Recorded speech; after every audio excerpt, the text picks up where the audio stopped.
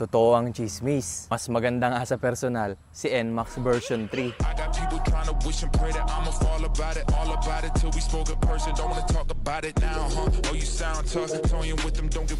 Mga kapwa, isang mabilisan, nasa harap nyo ngayon yung NMAX version 3 na isa sa pinakabagong motor na nirelease ni Yamaha. Sobrang dami nyo nagtatag sa akin at buti na lang meron tayong classmate na merong NMAX version 3. So maraming shoutout kay paring Eli. Shoutout sa'yo paring Eli, napakaganda ng motor mo. Alright, isang mabilisan. Gumagamit si NMAX ng 155cc na makina na parehas nung version 2. Pag-usapan natin yan in-depth mamaya. 4-stroke single overhead cam na merong 15 horsepower at 14.2 Newton meters of torque. Ang malupit dyan, kahit standard version nito, meron ng ABS. Front and rear. Nga pala guys, nakamags na to, pero yun lang naman daw yung pinalitan niya dito. Itong side mirror, tapos itong handle grips. Yung mga basic lang. Nung lumabas ang NMAX version 3, maraming nagsabi na nagmukha daw siyang mumurahin. Pero, take note guys kahit ako, nadali ng magic nitong bagong NMAX version 3. Kasi sa personal, mas maganda talaga siya. Nung una, nakita ko din to as parang, bakit ganun? Parang naging less premium yung NMAX. Pero pag nakita nyo siya sa personal, masasabi nyo na habang tumatagal, mas ma-appreciate mo yung beauty na itong motor na to. Hindi siya yung unang tingin mo maganda agad. Kumbaga sa tao, itong motor na to parang malakas ang sex appeal. Ganun. But, aminin man natin at hindi, maganda overall itong NMAX version 3, pero ibibigay ko tong harap na part sa NMAX version 2. Mas nagagandahan ako doon sa NMAX version 2. Depende pa rin sa inyo ha. Pero, pagdating naman dito sa likod, akala ko din, hindi masyadong maganda ang NMAX version 3 pagdating dito sa likod. Kasi parang, ang basic, tapos parang pag nakita mo siya sa karsada, parang ang off nung itsura, sabi nga ng iba, mukha siyang China bike. Pero sabi ko sa inyo, may magic talaga ang NMAX version 3 pag nakita nyo sa personal. Habang tumatagal, mas lalo siyang gumaganda. Kaya naman, bibigay ko sa NMAX version 3 yung panalo dito sa likod. Kung papipiliin nyo ako ha. Itong standard version natin, gumagamit pa rin ng conventional na CVT. Pero yung TechMax na sinasabi na top of the line netong NMAX natin, gumagamit siya ng eCVT. O sabi nga ni Yamaha ay yung turbo. TechMax turbo. NMAX version 3. And by the way nga pala mga kapwa, bagong release ngayon yung Aerox version 3 na TechMax na rin. So sa tingin ko, parehong system ang gagawin nila sa CVT. Lalagyan din nila ng turbo. So maganda ring ma-review natin yan. Pag-usapan natin yung TechMax o yung turbo ni Yamaha kapag nakapag-test drive na rin tayo ng TechMax version ng NMAX version 3. Sa ngayon, focus muna tayo dito sa NMAX version 3 standard version. Nakakilis na nga rin pala, good thing, sa standard version at sa TechMax version, nakakilis na yan parehas. Bigyan ko muna kayo ng isang walk around. Isang mabilisan lang. Ikutan natin ang NMAX version 3. May magic nga talaga to. NMAX version 3. Yan. Naikutan nyo na. Top view, top view.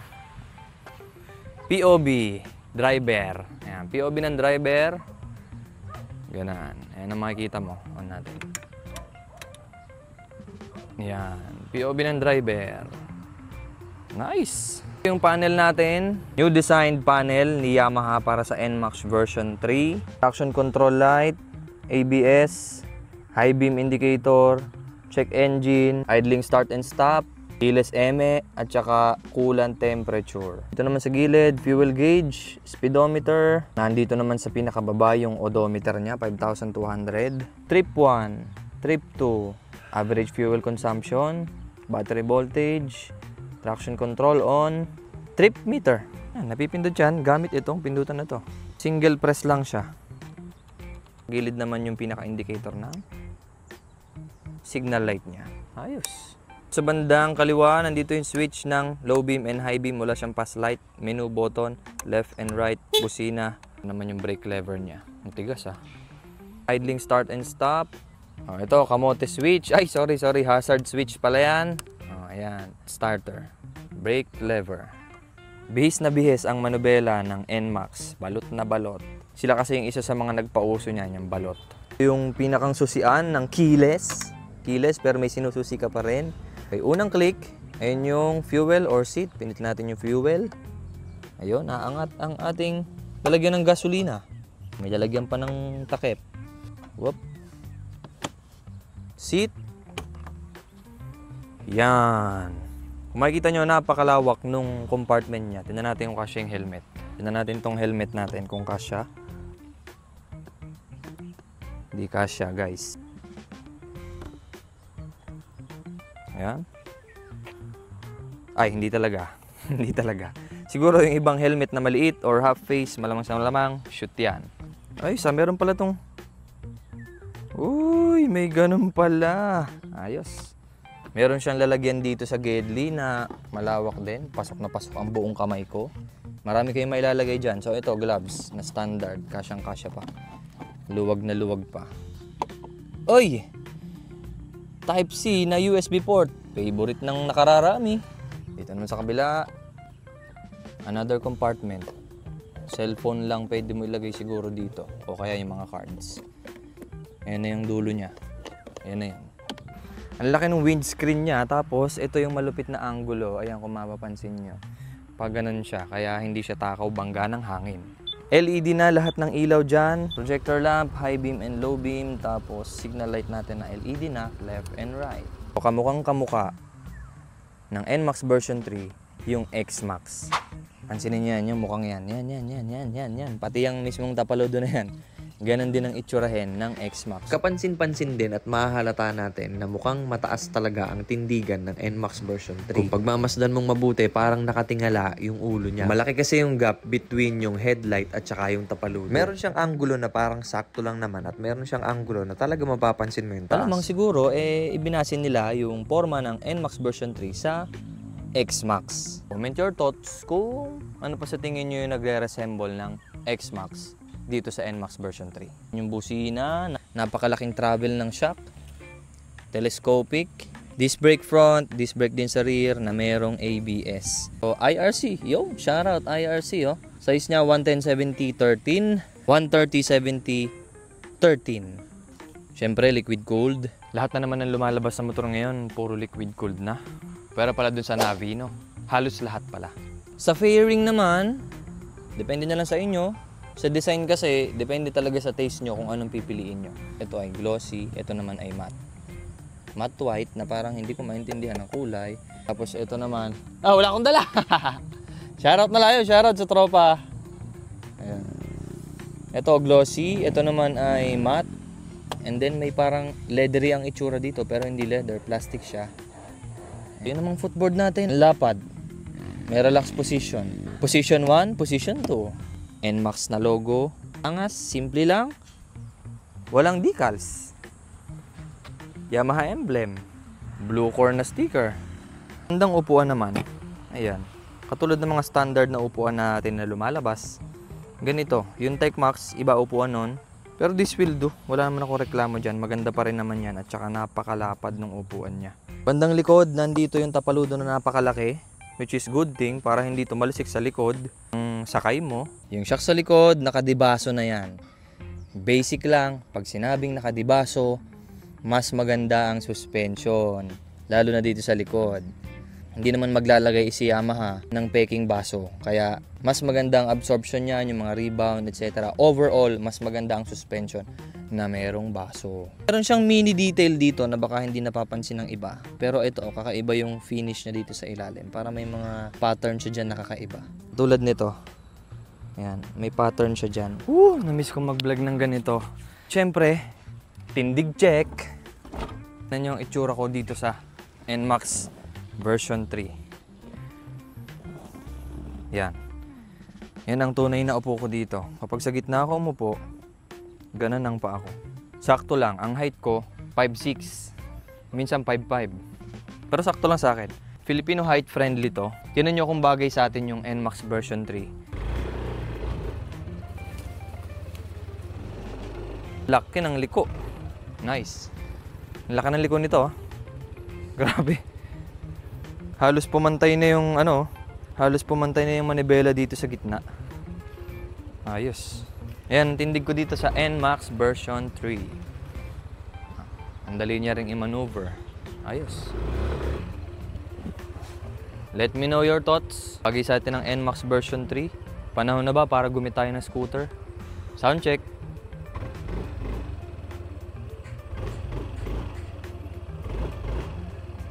simpleng tunog. Tunog Yamaha. Alam nyo yun, parang laging may ewan ko, baka ako lang nakakarinig o baka napapansin nyo rin. Lagi tunog kasi ni Yamaha. Parang inubo. Tara, testing. Let's go. Nice. Performance review. Ang ganda talaga. Sarap din ang upo. Pwedeng nandito, pwedeng nandito. Ayos. Okay, first impression sa makina. Ma-low end torque. Ma-torque yung low end nito, which is good. Para sa mga scooters na para sa comfort. Di ba? Katulad nga ng sabi ko sa inyo, ang tunog ng NMAX, ang tunog na signature ni Yamaha ay parang gumagana. Ayos, ang tahimik. Ang tahimik ng makina. Mas tahimik pa rin ang Honda, pero alam niyo, may signature kasi ang Yamaha talaga. Ramdam mo yung hila ng makina. Sa low to mid, mas ramdam mo siya doon. Hindi mo siya ramdam na bumubuelo. Ang Timano may iri agad siya. Kumbaga, abangan mo na lang talaga mag-accelerate. All in all, ang sarap ng posisyon ko dito. Para ka lang nasa sopa. Yun yung totoo. Ngayon, maganda sana kung ma-review din natin yung TechMax version nito. Given na parehas naman to ng makina ng version 2. Well, I'm pretty sure na may binago pa rin sila. Hindi naman pwedeng identical na identical. May binago siguro sa mga calibrations and all, mga ganyan. Pero hindi naman major. But the point is, halos pareha sila ng makina ng version 2. Ang upgrade na pinakang malaki talaga sa kanila, yung TechMax o yung turbo na sinasabi na babayaran mo for additional 20,000. Kasi ito, 155K ito more or less. Yun namang TechMax, 175. Ayun lang. So, depende sa inyo kung anong pipiliin nyo. Pero, kung hindi naman kayo maselan at hindi naman kayo mahilig sa mga maaarting equipments katulad ko, mag-stick na lang siguro ako dito. Hindi na yung TechMax. Kasi another advantage ng ganitong klase ng makina, ayun, by the way, NMAX version 2. Version 2 ng NMAX. Ayos! Malakas makina na ito. Malakas makina. Enough na pang daily drive mo. CVT naman, malamang sa malamang may nagbago din sa templada ng CVT na ito. Kung ikukumpara mo dun sa version 2, maybe. Comment down kung may nagbago ba. Pero sa tingin ko, meron man, pero minimal. Pero despite na merong visor to hindi ka pa rin makatago. Daman-dama mo pa rin yung hangin. Lalo na sa ulo. Sa katawan tago, pero sa ulo hindi. Solid yung amoy ng hangin. Ayos, malakas makina. Stock pa to wala pang binabago si Ellie dito. Comment down nga kung merong nakapagbungkal na dyan ng CVT at buong makina na itong version 3 at version 2. Anong differences? Maliban dun sa TechMax kasi yung TechMax, alam naman natin may pinagbago talaga dyan. Lalo na sa transmission niya. Ang laki ng pinagbago. Pero ang ganda ng version 2 Maganda rin ang version 2. Sarap i-drive. Suspension sa likod, damang-dama mo yung kagandahan ng suspension nito kasi malambot. Agile din siya. Akala mo lang mabigat ang NMAX, pero magaan siya i-drive. Parang nabubudol ako na itong NMAX na to. Premium feels, okay ang hatak, okay ang hila. Stock pa to, partida, wala pang binago. Alam niyo siguro, kung ako lang sa akin lang to kung ako pa pipiliin, baka mas piliin ko pa yung etong standard version kaysa sa TechMax. Okay yung TFT, maganda yon, tsaka yung navigation, ganyan. Even though hindi ako fan ng mga navigation na makikita mo sa panel. Ako kasi yung tipo ng rider na pag sumakay ako sa motor, gusto ko magmumotor lang ako. Ngayon, bonus na lang kung maganda yung appearance sa harap, pero hindi ko gagamitin yung panel ko as navigation, ganyan. Kung magmumotor ako. Hindi ako patingin-tingin, nasaan na ba ako? May nag-text ba? May nag-chat ba? Parang ganon. Simple lang ako magmotor, parang ganon. Pag gusto ko mag-check na message, tigil ako. Gusto ko mag-check ng mapa, tigil ako. Pero at the end of the day, depende pa rin sa inyo kung anong preference nyo. Pero para sa akin, mas pipiliin ko na itong standard kaysa yung TechMax. Gawa ng bagong technology na meron siya. Kasi alam niyo naman tayo, mahilig tayo magkalikot, magkutkot. Anong kukutkutin mo sa TechMax? Diba? Buti sana kung mababago mo yung pagkakatune ng mismong motor nung ECVT. Diba? Kung gaano ang galaw ng pulley, yung mga ganon. Mahirap galawin yun lalo na all in all naman maganda ang advancement, yung upgrade, maganda yan. But the point is, alam nyo yun, nandun kasi agad yung mga possible na problema.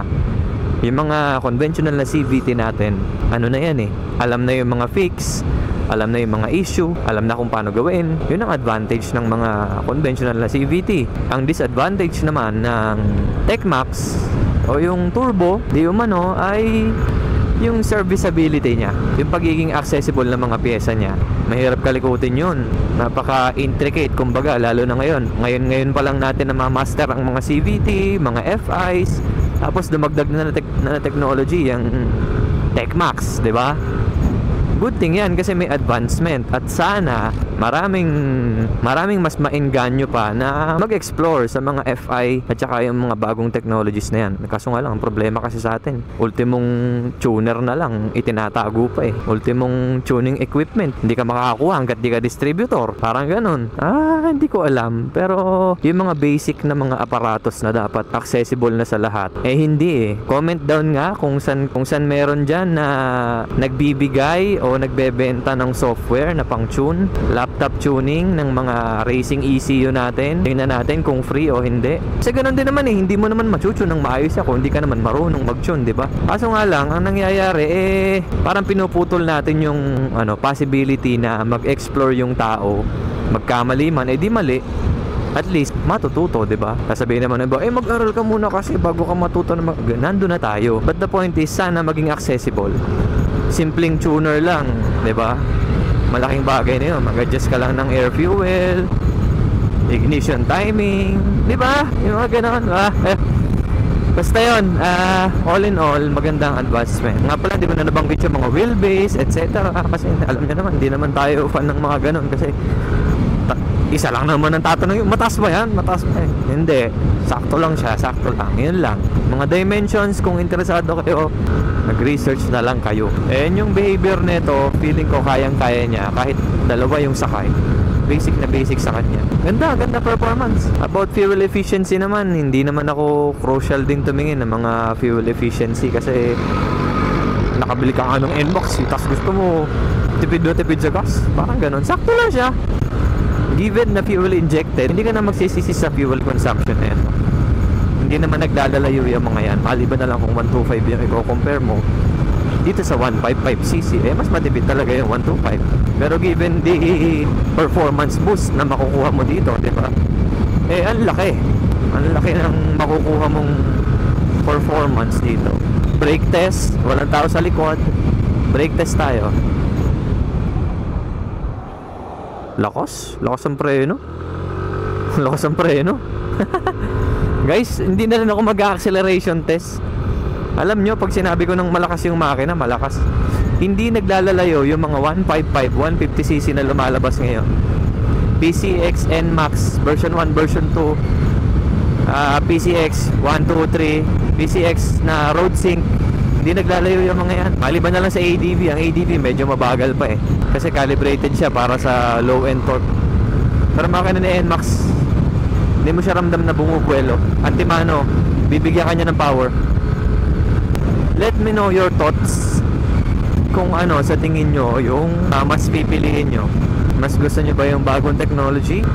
O mas gusto nyo yung hindi masela? Sabihin na natin, hindi din naman maselan yung TechMax kasi bagong technology yan. Ang main concern ko lang talaga din dyan as a maselan sa motor, especially sa performance, yung pagiging pagiging user friendly, pagiging mechanic friendly ba? Hindi mechanic friendly ang TechMax. Kung ikukumpara mo dito sa standard version,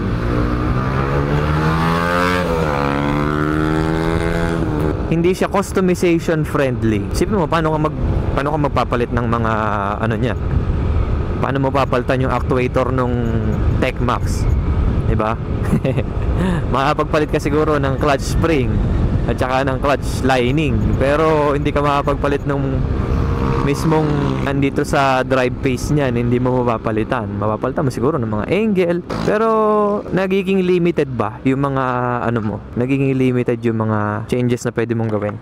Full tank tropa, unleaded, matic lang, matic. Okay na yan? Puno na. 5.24 liters, 283. 283 ang full tank niya. Malaki din tank niya. Pogi? Lastek. Wala eh. Bukas doble. Nakanaw na ako. Ayun, the point is, sabi ko dito tayo mag-focus sa standard version eh, no? Pero napunta pa rin sa TechMax. Pero hindi kasi may iwasan na i-compare natin yung TechMax sa standard version. O siya, acceleration test, 3, 2, 1, go!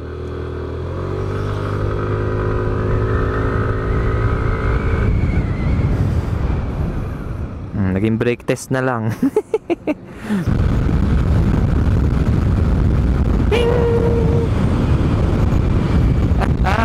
Given yung bigat nitong motor, not bad. Matuling na to para sa league niya, sa totoo lang. Ganda rin ng panel pagka gantong maliwanag oh. Kitang kita mo rin. Simple lang yung panel niya. Bumabagay naman sa motor eh. Premium na premium din yung datingan. Kapag pinipigaan mo, ramdam mo yung ungol ng makina eh. Kung ikukumpara mo sa mga PCX, ang PCX kasi matining eh. Ito ramdam mo pag pinipigaan mo siya, nararamdaman mo rin yung vibration sa singit mo. Ayun o, ramdam mo yung makina eh. Yung sinasabi ko. Baka gets niyo yung sinasabi ko. Comment down sa mga nakakagets ha. All in all, maganda performance.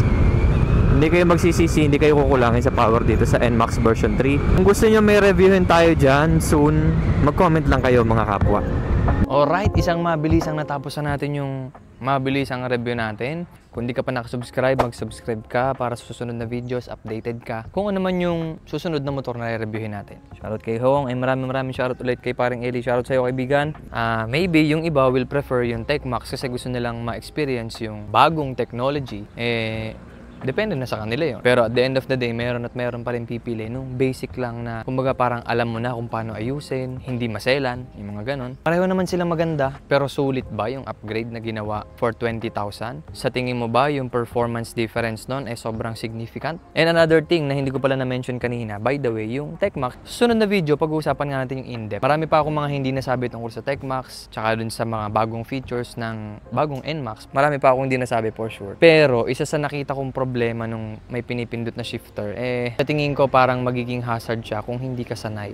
So sanayan lang din talaga, pagalingan na lang mag-drive. And by the way, pag-usapan din natin sa susunod na video kung mapag-drive tayo ng NMAX na meron nung TechMax na sinasabi. Maganda yan na mapag-aralan natin ng mas maganda kasi maraming misconceptions about dun sa TechMax na tinatawag. At yung iba, hindi nila alam ang tunay na usage kung bakit ba may shifter doon. Basically, yung shifter naman yun para sa downshift, para magamit mo yung engine brake or para magamit mo siya kung kailangan mo ng extra hatak at certain situation. So, depende pa rin talaga kung saan mo gagamitin yung TechMax. Pero magandang advantage yan kung sakaling uphill or downhill, magagamit mo ng mas maayos yung engine brake. Kaso nga lang, kung gagamitin mo sa track o sa mabilisan, tapos mag-shift ka gamit ang daliri, siguro medyo kakaibang feeling. Pero sabi nga sa inyo, sana yan lang. Kita-kits tayo susunod na video. Comment down kung ano yung gusto nyo review natin susunod.